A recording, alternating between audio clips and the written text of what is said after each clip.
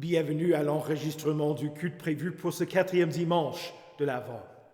Au nom du Père et du Fils et du Saint-Esprit. Amen. Bien-aimés, approchons-nous de Dieu, le Père, avec un cœur sincère et une foi inébranlable. Et confessons-lui nos péchés, en l'implorant de nous accorder sa grâce et son pardon, pour l'amour de Jésus-Christ, son Fils. Notre secours est dans le nom de l'Éternel, qui a fait le ciel et la terre. J'ai dit, je confesserai mes transgressions à l'Éternel, et tu as pardonné l'iniquité de mon péché.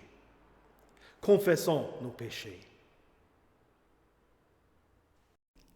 Dieu Tout-Puissant, notre Créateur et notre Père, nous reconnaissons et nous confessons que nous avons péché contre toi en pensée, en parole et en acte.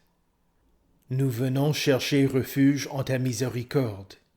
Aie pitié de nous, pauvres pécheurs, et pardonne-nous toutes nos fautes, pour l'amour de Jésus-Christ, notre Seigneur. Aide-nous, par ton Saint-Esprit, à mieux connaître ta sainte volonté, et rends-nous obéissants à ta parole. Par Jésus-Christ, ton Fils, notre Sauveur. Amen. Dans sa miséricorde, le Dieu Tout-Puissant a livré son Fils unique à la mort pour vous. En son nom, il vous pardonne toutes vos fautes. À ceux qui croient en Jésus-Christ, il donne le droit de devenir enfants de Dieu et leur donne son Saint-Esprit. Que Dieu, qui a commencé cette œuvre en nous, la poursuivre jusqu'à son terme, jusqu'au jour de notre Seigneur et Sauveur, Jésus-Christ. Allez en paix, sachant, au nom du Père et du Fils et du Saint-Esprit, que vous êtes pardonnés tous vos péchés par Jésus, votre Sauveur. Amen. Prions. Réveille ta puissance et viens, Seigneur. Donne-nous le secours de ta force infinie, dans ta grâce et ta compassion. Hâte la venue du royaume que retardent nos péchés. Toi qui vis et règnes avec le Père et le Saint-Esprit, un seul Dieu, maintenant et pour les siècles des siècles. Amen. L'épître se trouve dans Hébreux au chapitre 10, les versets 5 à 10. C'est pourquoi, en entrant dans le monde, Christ dit « Tu n'as voulu ni sacrifice ni offrande, mais tu m'as formé un corps. Tu n'as accepté ni holocauste ni sacrifice pour le péché. Alors j'ai dit « Me voici, je viens. » Dans le rouleau du livre, il est écrit à mon sujet « Pour faire, ô Dieu, ta volonté. » Et il a d'abord dit « Tu n'as voulu et tu n'as accepté ni sacrifice ni offrande, ni holocauste ni sacrifice pour le péché, qui sont pourtant offerts conformément à la loi. » Et ensuite il a déclaré « Me voici, je viens, ô Dieu, pour faire ta volonté. » Il abolit ainsi le premier culte pour établir le second. Et c'est en raison de cette volonté que nous avons été rendus saints par l'offrande du corps de Jésus-Christ une fois pour toutes. Ici prend fin la lecture de l'épître. Écoutez enfin l'Évangile dans Luc au chapitre 1, les versets 39 à 55. À la même époque, Marie s'empressa de se rendre dans une ville de la région montagneuse de Juda. Elle entra dans la maison de Zacharie et salua Élisabeth. Dès qu'Élisabeth entendit la salutation de Marie, son enfant remua brusquement en elle et elle fut remplie du Saint-Esprit. Elle s'écria d'une voix forte « Tu es bénie parmi les femmes et l'enfant que tu portes est béni. Comment m'est-il accordé que la mère de mon Seigneur vienne vers moi ? En effet, dès que j'ai entendu ta salutation, l'enfant a tressailli de joie en moi. Heureuse celle qui a cru, parce que ce qui lui a été dit de la part du Seigneur s'accomplira. » Marie dit « Mon âme célèbre la grandeur du Seigneur, et mon esprit se réjouit en Dieu mon Sauveur, parce qu'il a porté le regard sur son humble servante. En effet, voici, désormais toutes les générations me diront heureuse, parce que le Tout-Puissant a fait de grandes choses pour moi. Son nom est saint, et sa bonté s'étend de génération en génération sur ceux qui le craignent. Il a agi avec la force de son bras, il a dispersé ceux qui avaient dans le cœur des pensées orgueilleuses. Il a renversé les puissants de leur trône, et il a élevé les humbles. Il a rassasié de biens les affamés, et il a renvoyé les riches les mains vides. Il a secouru Israël, son serviteur, et il s'est souvenu de sa bonté, comme il l'avait dit à nos ancêtres, en faveur d'Abraham et de sa descendance pour toujours. Ici prend fin la lecture de l'Évangile. Heureux ceux qui écoutent la parole de Dieu et qui la gardent. Confessons notre foi. Je crois en Dieu, le Père Tout-Puissant, Créateur du ciel et de la terre. Je crois en Jésus-Christ, son Fils unique, notre Seigneur, qui a été conçu du Saint-Esprit et qui est né de la Vierge Marie. Il a souffert sous Ponce Pilate, il a été crucifié, il est mort, il a été enseveli, il est descendu aux enfers. Le troisième jour, il est ressuscité des morts, il est monté au ciel, il siège à la droite de Dieu, le Père Tout-Puissant, et il viendra de là pour juger les vivants et les morts. Je crois au Saint-Esprit, la Sainte Église universelle, la communion des saints, la rémission des péchés, la résurrection de la chair et la vie éternelle. Amen. Prions. Seigneur Dieu, bénis la prédication de ta sainte parole. Que ta parole soit une lampe pour mes pas, une lumière pour mon sentier, ma joie tous les jours de ma vie et ma richesse à jamais. Par Jésus-Christ, mon Sauveur. Amen. Saint de Dieu, précieuse et bien-aimée, que la grâce et la paix vous soient données de la part de Dieu notre Père et du Seigneur Jésus-Christ. Amen. Le cantique Ô viens Emmanuel a ses racines dans les cultes de vêpres qui se tenaient dans les monastères du 17 au 23 décembre. Chaque jour, avant de chanter le Magnificat, les moines invoquaient Jésus en chantant l'une des grandes anciennes Ô. Le Ô, au début de chaque ancienne, sert à invoquer Dieu.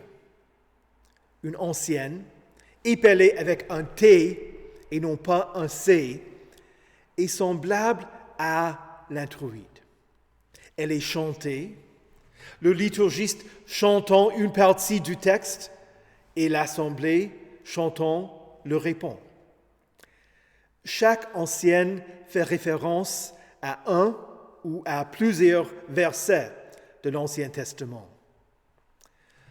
Le bibliothécaire a été choisi pour parler de Jésus comme étant la sagesse de Dieu, parce qu'il s'occupait des livres.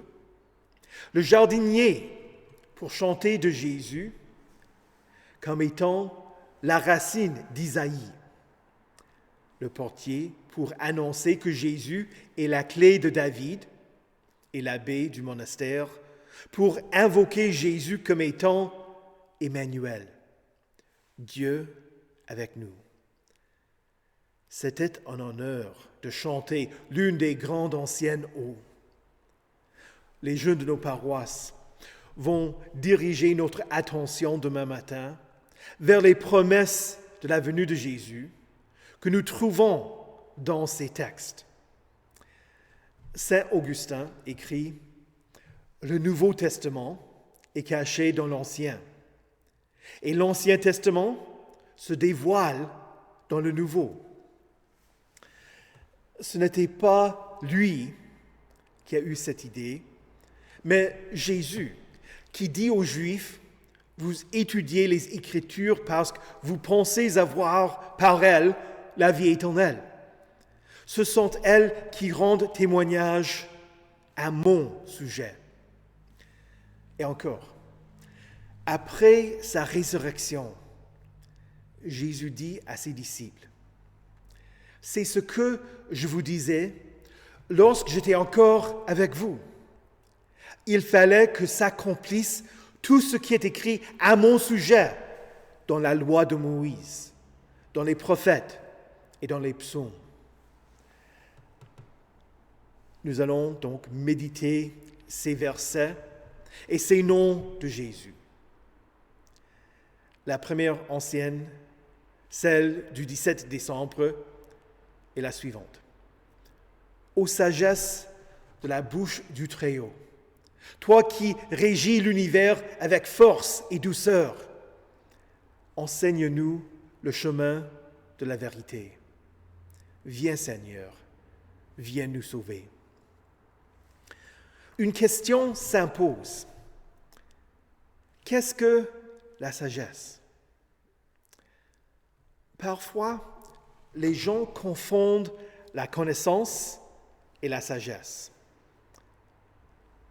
Il y a beaucoup de choses à apprendre dans cette vie. Quand on est à l'école, on étudie la lecture, l'écriture, les maths, l'histoire. En famille, on apprend comment préparer un repas, faire la vaisselle, ranger. On apprend encore d'autres choses dans d'autres contextes, des sports, de la musique, etc. Cela dit, on peut connaître beaucoup de choses sans être sage. Quand j'étais jeune, quelqu'un m'a expliqué que la sagesse est la mise en œuvre de ce que l'on connaît. Alors, si vous savez comment ranger, mais ne le faites pas, êtes-vous sage? Non. Être sage veut dire qu'on a un bon jugement et qu'on agit avec prudence. Il y a plusieurs versets dans l'Ancien Testament, en particulier dans le livre des Proverbes, qui parlent de la sagesse comme si elle était personnifiée.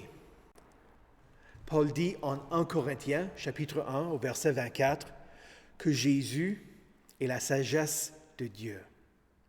Puis il dit, « C'est grâce à Dieu que vous êtes en Jésus-Christ, lui qui est devenu, par la volonté de Dieu, notre sagesse, notre justice, la source de notre sainteté et notre libérateur. » Dieu veut que nous devenions sages par la connaissance de sa volonté.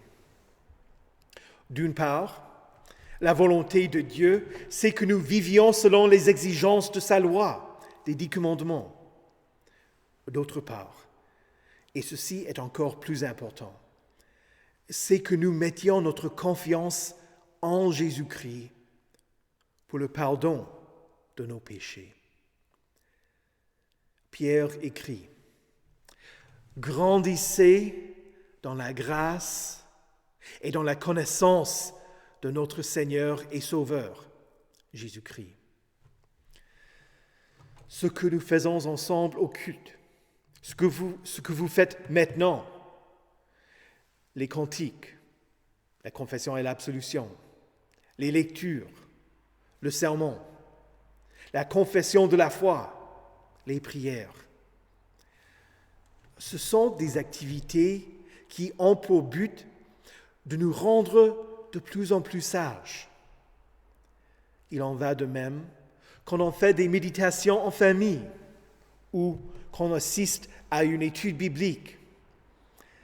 Dans la 2e lettre écrite à Timothée, Paul lui dit, « Depuis ton enfance, tu connais les Saintes Écritures, qui peuvent te rendre sage en vue du salut par la foi en Jésus-Christ. » Vous venez au culte, vous regardez cette émission pour apprendre les Saintes Écritures, pour connaître Jésus comme étant votre Sauveur et pour recevoir la sagesse de Dieu. Puisque nous devenons sages par l'apprentissage des Saintes Écritures, la première décoration pour notre sapin sera un livre qui représente la parole de Dieu. Jésus est la parole. Il est la sagesse de Dieu qui nous appelle pour que nous devenions sages. Chantons donc la strophe de « Ô viens, Emmanuel ».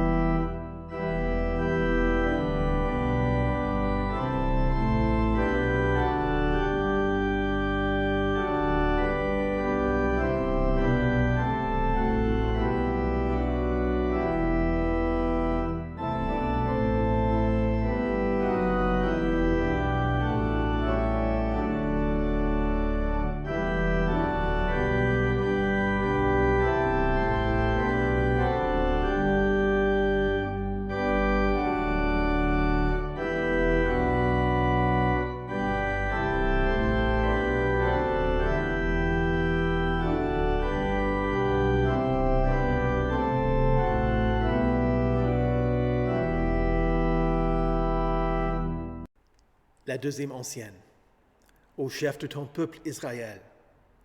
Tu te révèles à Moïse dans le buisson ardent, et tu lui donnes la loi sur la montagne.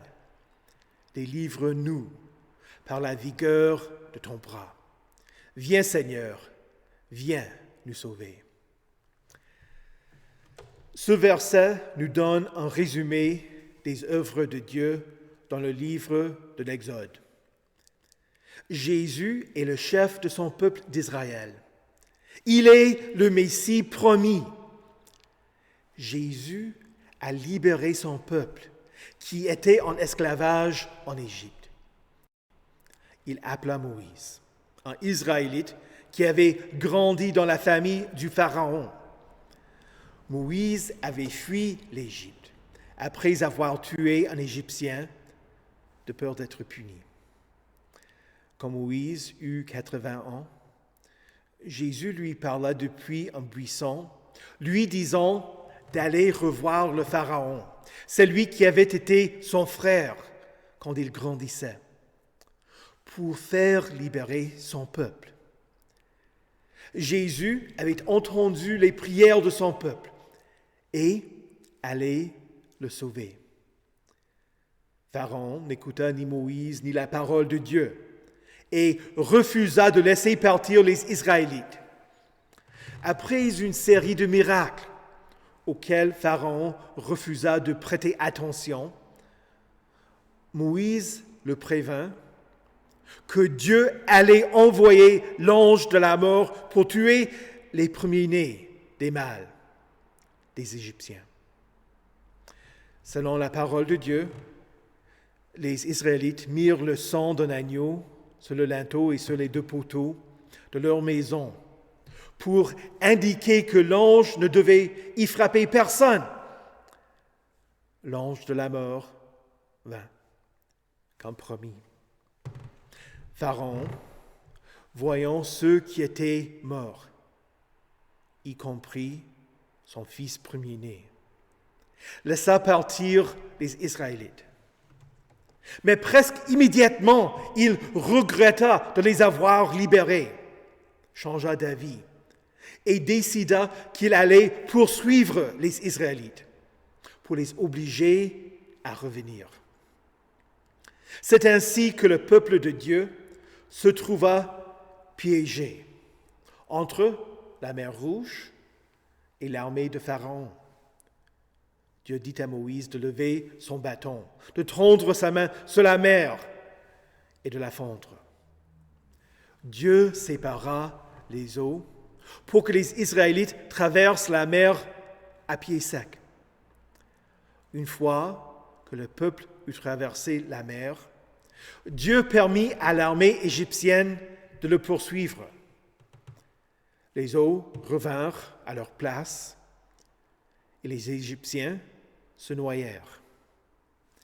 Les Israélites allèrent vers le mont Sinaï et reçurent les 10 commandements.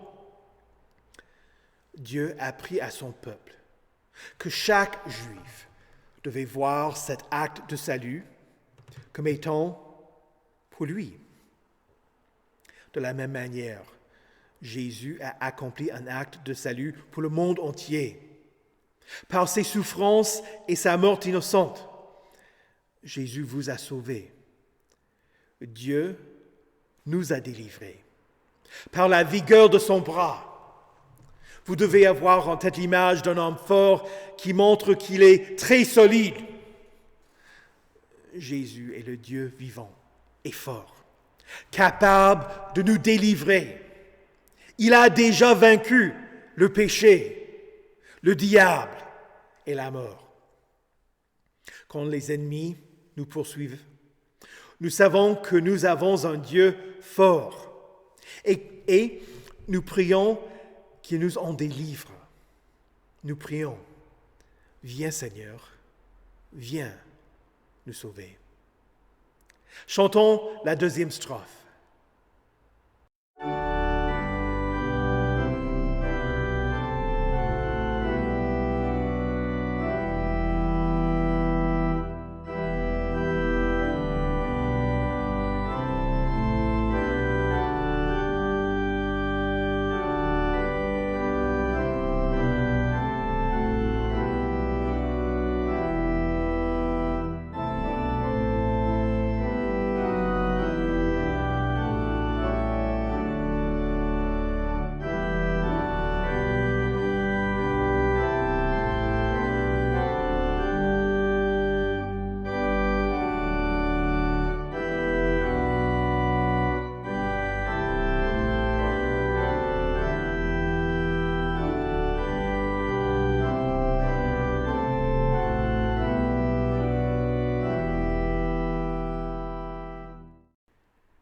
La troisième ancienne, au rameau d'Isaïe, étendard dressé à la face des nations.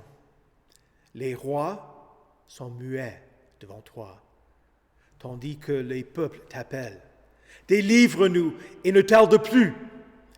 Viens Seigneur, viens nous sauver.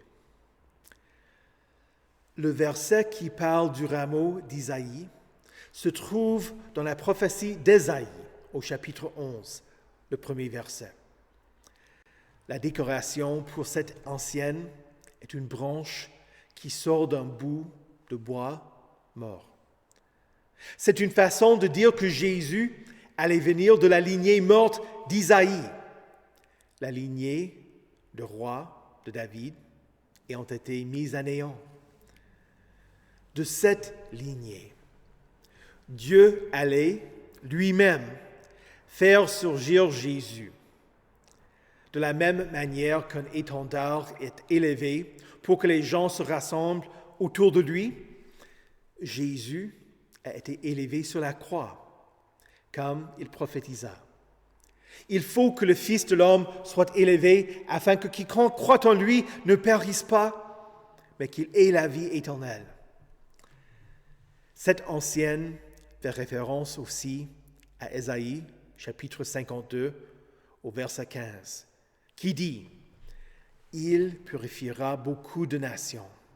Devant lui, les rois fermeront la bouche, car ils verront ce qu'on ne leur avait pas raconté. Ils comprendront ce qu'ils n'avaient pas entendu parler. » C'est une façon de dire que même les personnes les plus puissantes sont assujettis à Jésus. Ceux qui ont crucifié Jésus ne seront pas capables de défendre ce qu'ils lui ont fait. Mais nous ne serons pas obligés de nous taire. Grâce au fait que Jésus a été élevé sur la croix, nous pouvons faire appel à lui. Demandons qu'il nous délivre des épreuves de ce monde et du diable. Chantons la prochaine strophe.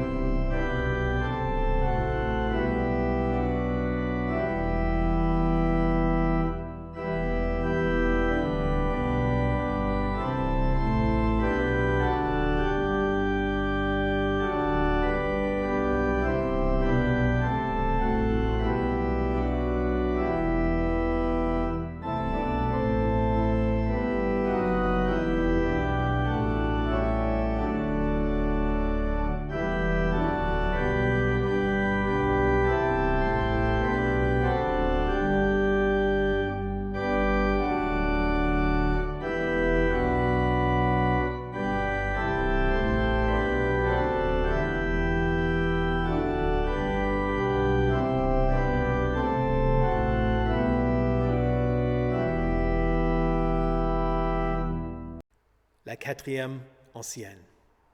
Aux clés de David, au sceptre d'Israël, tu ouvres et nul ne fermera. Tu fermes et nul n'ouvrira. Arrache les captifs aux ténèbres.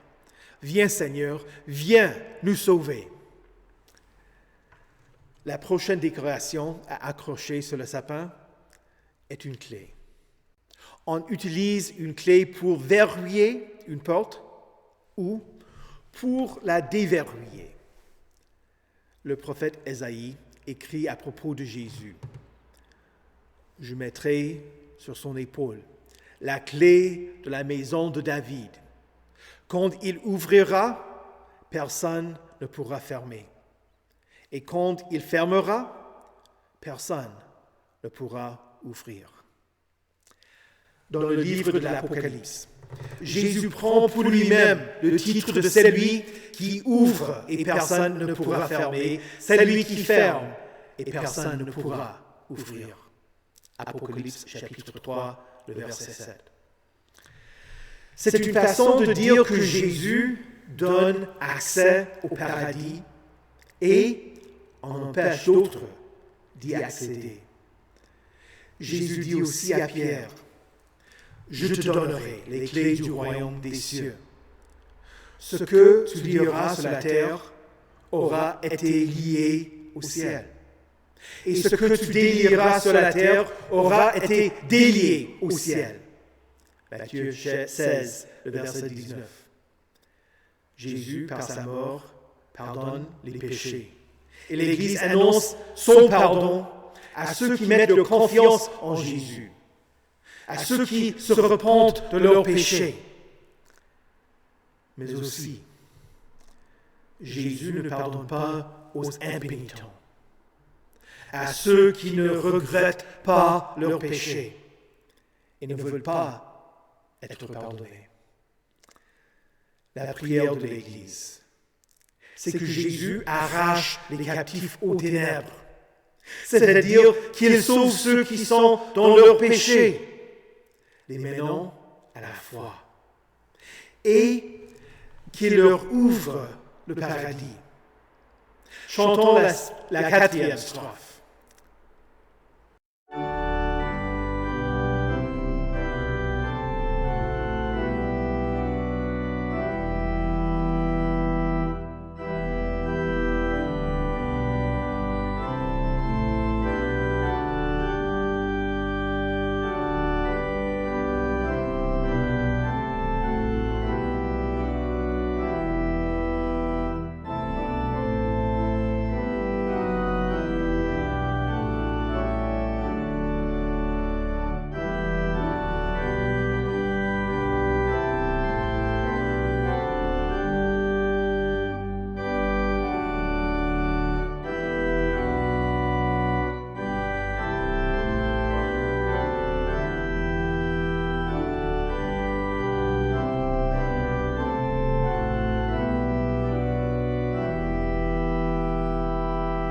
La 5e ancienne. Au soleil levant, splendeur de justice et lumière éternelle, illumine ceux qui habitent les ténèbres et l'ombre de la mort. Viens Seigneur, viens nous sauver. Le 21 décembre, le jour où les moines chantaient cette ancienne, est la journée où il y a le moins de lumière dans l'hémisphère nord, quand il semble que le monde est dans l'obscurité. L'Église proclame que Jésus est la lumière du monde. Cette ancienne incorpore 2 versets. D'abord, il y a le livre des Nombres au chapitre 24, le verset 17. « Je le vois, mais non pour maintenant. Je le contemple, mais non de près. Un astre sort de Jacob, un sceptre s'élève d'Israël. » Certains pensent que les mages connaissaient ce verset qui parle de l'astre, et donc qu'ils vinrent louer Jésus, le roi des Juifs nouveau-nés. C'est pourquoi cette ancienne fera l'objet de 2 décorations. La première est l'astre. La deuxième décoration est celle du soleil levant. Zacharie, le père de Jean-Baptiste, dit après la naissance de son fils, « Et toi, petit enfant, tu seras appelé prophète du Très-Haut, car tu marcheras sous le regard du Seigneur, pour préparer ses chemins et pour donner à son peuple la connaissance du salut par le pardon de ses péchés, à cause de la profonde bonté de notre Dieu. Grâce à elle, le soleil levant nous a visités d'en haut pour éclairer ceux qui sont assis dans les ténèbres et dans l'ombre de la mort, pour diriger nos pas sur le chemin de la paix. » Cette semaine, en lisant ces textes, je me suis rendu compte que Marie était restée chez Zacharie et Élisabeth pour les 3 derniers mois de la grossesse d'Élisabeth. Si nous nous mettons à la place de Zacharie, sachant que Marie avait dans son ventre le Messie, Jésus était comme le soleil levant. Il y a eu des traces de lumière, mais le soleil n'était pas encore monté sur l'horizon. Jésus n'était pas encore né, mais il venait pour nous éclairer, pour que nous ne vivions pas dans l'ombre de la mort, mais dans sa lumière, sachant qu'il a vaincu la mort pour nous par sa résurrection. Chantons la 5e strophe.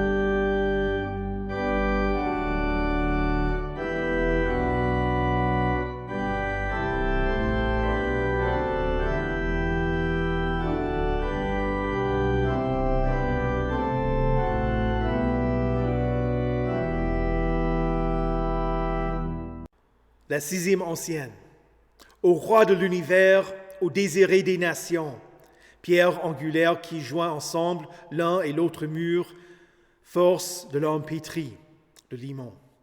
Viens Seigneur, viens nous sauver.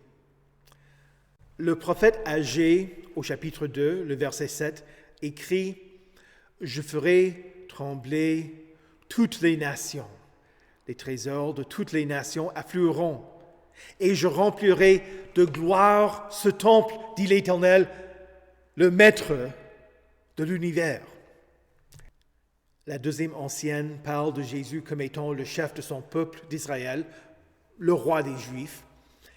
Cette ancienne élargit son royaume. Jésus est le roi de l'univers. C'est pourquoi la décoration pour cette ancienne est une couronne. Jésus est celui à travers qui tout a été créé. Mais en particulier, il crée son Église. Il unit les personnes à lui-même et aux autres chrétiens. Il est la pierre angulaire, le fondement de l'Église de Dieu. C'est lui sur qui l'Église est bâtie. Il remplit de gloire non seulement le temple terrestre, mais son corps est le temple de Dieu, le lieu où Dieu demeure parmi son peuple. Il fait de vous des pierres vivantes, qu'il édifie et dont il fait une maison spirituelle. Contrairement à notre lieu de culte où il y a Contrairement à notre lieu de culte ou à de grandes cathédrales, des bâtiments n'ayant pas de vie, nous sommes une église vivante. C'est ainsi qu'Agé dit quelques versets plus loin. La gloire de ce dernier temple sera plus grande que celle du premier, dit l'Éternel, le Maître de l'univers. Et c'est dans ce lieu que je donnerai la paix, déclare l'Éternel, le Maître de l'univers. Chantons la 6e strophe.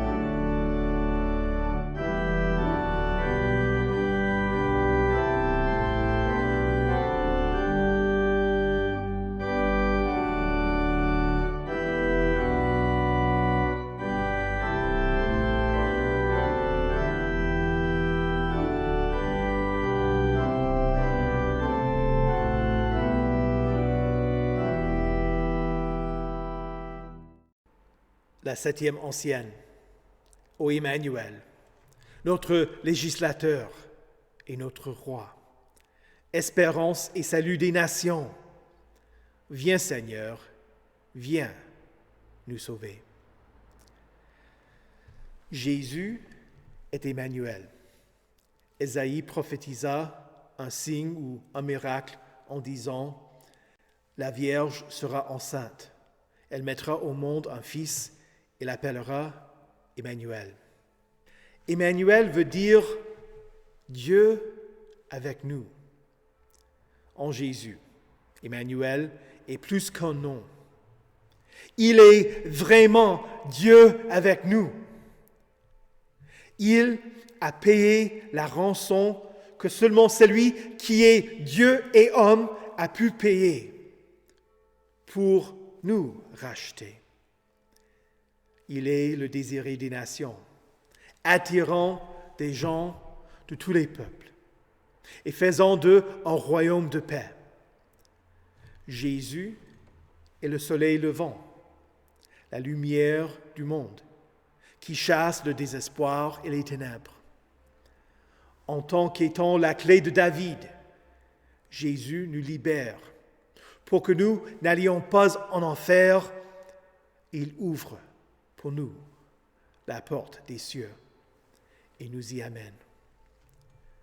Jésus est le rameau d'Isaïe, celui qui ressuscite la lignée de David, qui est lui-même le ressuscité et qui nous ressuscitera au dernier jour. Jésus est le chef de son peuple d'Israël, qu'il sauva de l'esclavage des Égyptiens et qui nous délivre tous de l'esclavage du péché. Et Jésus est la sagesse de la bouche du Très-Haut, la sagesse qui nous invite à lui, qui nous enseigne afin que nous devenions sages. C'était le prêtre anglican John Mason Neale qui a traduit les grandes anciennes eaux du latin en anglais et a harmonisé un chant grégorien du 8e siècle pour nous donner la mélodie que nous utilisons pour chanter ce cantique aujourd'hui. C'est à partir de son œuvre qu'aujourd'hui nous chantons les grandes anciennes eaux. Et c'est à travers ces anciennes, de sources inconnues, que nous découvrons ce que Dieu nous a dit dans les Saintes Écritures. Notre Père Céleste nous a donné son Fils qui exauce notre prière. Viens Seigneur, viens nous sauver. Voilà ce que nous attendons à Noël, la venue du Seigneur. Voilà ce que nous attendons que Jésus vienne pour nous sauver. Au nom de Jésus. Amen.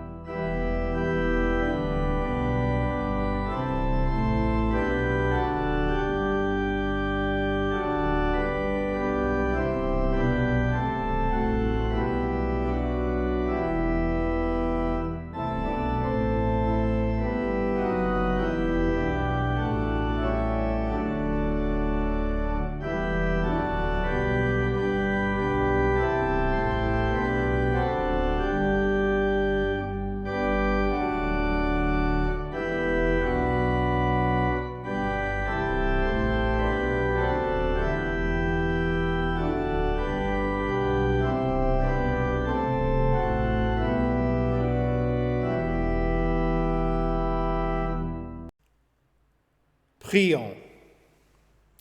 Ô Jésus, la sagesse de la bouche du Très-Haut, enseigne-nous le chemin de la vérité. Bénis l'œuvre des écoles et des séminaires de l'Église, y compris ceux qui y enseignent et ceux qui y étudient, afin de former pour toi un peuple fidèle. De même, nous prions pour ceux qui étudient le petit catéchisme dans nos paroisses et qui se préparent pour recevoir la Sainte Seine dignement. Nous te prions pour la formation théologique des diacres et son travail destiné à préparer ton peuple à rendre service aux autres. Ô Jésus, chef de ton peuple Israël, toi qui as donné la loi à Moïse, conduis les Juifs à étudier la Torah fidèlement pour reconnaître que tu es le Messie promis, que ta loi ne produise pas seulement une obéissance apparente, mais, à travers l'œuvre du Saint-Esprit, change le cœur de ceux qui l'entendent, afin qu'ils aient un amour vif pour toi et pour autrui. Ô Jésus, le rameau d'Isaïe, l'étendard dressé à la face des nations, conduis les gens de toute tribu, de toute langue, de tout peuple et de toute nation vers toi. À travers l'œuvre de nos paroisses, que nos voisins apprennent à te connaître. À travers la prédication de nos paroisses sœurs, que les gens se convertissent et fasse grandir ton Église. Et, à travers l'activité missionnaire de nos églises sœurs, que ton royaume vienne à tous, afin que quiconque croit en toi ne périsse pas, mais ait la vie éternelle. Ô Jésus, la clé de David, tu ouvres et personne ne pourra fermer. Tu fermes et personne ne pourra ouvrir. À travers la confession et l'absolution, tu pardonnes et ouvres ton royaume à ceux qui mettent leur confiance en toi. Mais aussi, selon ta parole, tu exclus ceux qui la rejettent et refusent de l'écouter. Donne-nous un cœur nouveau et repentant, et renouvelle-nous par ton Esprit Saint. Selon ta promesse, garde-nous à l'heure de la tentation, afin que nous tenions ferme et recevions la couronne de la vie. Ô Jésus, le soleil levant, Zacharie se réjouit de ton incarnation quand tu étais toujours dans le ventre de ta mère en disant: le soleil levant nous a visités d'en haut, pour éclairer ceux qui sont assis dans les ténèbres et dans l'ombre de la mort, pour diriger nos pas sur le chemin de la paix. Que ton peuple procure la paix et retienne ceux qui provoquent des guerres à cause d'une ambition égoïste, et leur convoitise pour les biens des autres. Ô Jésus, Roi de l'univers, nous te rendons grâce pour ton règne à travers le gouvernement de cette nation, à travers lequel tu retiens les malfaiteurs et nous protèges. Soutiens leur travail pour le bien-être commun et pour que nous puissions vivre des vies tranquilles et paisibles. Ô Jésus, Emmanuel, tu es Dieu avec nous. Nous attendons ton apparition en gloire au dernier jour. Nous te demandons de soutenir notre foi, afin que nous vivions éternellement avec toi, qui vis et règne avec le Père et le Saint-Esprit, un seul Dieu, d'éternité en éternité. Conduis-nous à ton royaume et enseigne-nous à prier. Notre Père, qui es aux cieux, que ton nom soit sanctifié, que ton règne vienne, que ta volonté soit faite sur la terre comme au ciel. Donne-nous aujourd'hui notre pain de ce jour. Pardonne-nous nos offenses, comme nous pardonnons aussi à ceux qui nous ont offensés. Et ne nous laisse pas entrer en tentation, mais délivre-nous du mal, car c'est à toi qu'appartiennent le règne, la puissance et la gloire, au siècle des siècles. Amen. Recevez la bénédiction de l'Éternel. Que le Seigneur vous bénisse et vous garde. Que le Seigneur fasse luire sa face sur vous et qu'il vous accorde sa grâce. Que le Seigneur tourne son visage vers vous et qu'il vous donne sa paix. Amen.